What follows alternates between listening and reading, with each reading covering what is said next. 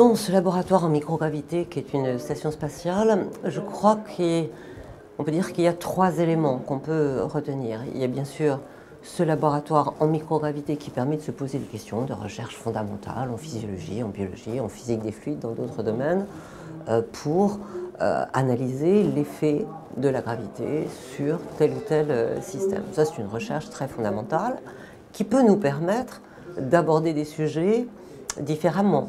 Le cas par exemple de la fragilité osseuse, de la déminéralisation, on avait l'habitude, et je suis un médecin rhumatologue, dans ma pratique il y a de nombreuses années, plutôt de le considérer comme un phénomène essentiellement hormonal. On s'aperçoit aujourd'hui que les contraintes mécaniques qui s'exercent sur les extrémités osseuses, sur les extrémités tendineuses, sont très très importantes pour provoquer une meilleure densité, minéralisation osseuse. Donc ça permet d'avoir un nouveau regard sur des mécanismes explicatifs, ce qu'on appelle la physiopathologie. Sur la pression artérielle, c'est la même chose. On a pu faire des avancées dans la compréhension du mécanisme.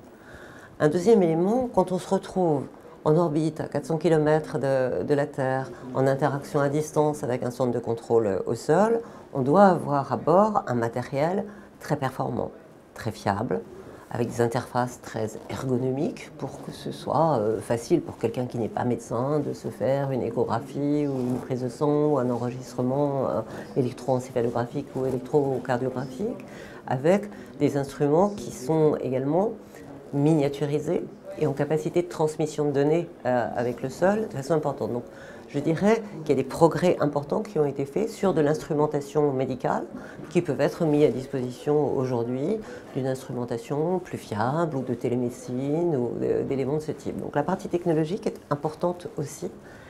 Et le troisième élément, c'est une station spatiale en orbite basse.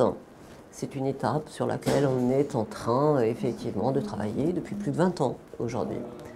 Mais que ça, c'est un des pas de ce qu'on appelle l'exploration. L'exploration pour aller explorer d'autres planètes. Pourquoi pas Mars? On en parle beaucoup.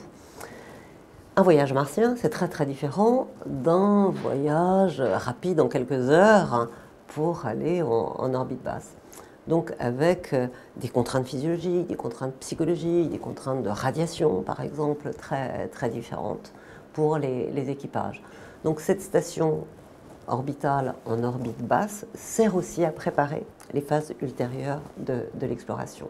Et bien évidemment, l'humanité a cette capacité d'exploration. Si on a la capacité, elle va dépasser les frontières qui sont les siennes aujourd'hui. Et il faut donc l'anticiper et l'accompagner pour que ça se passe bien.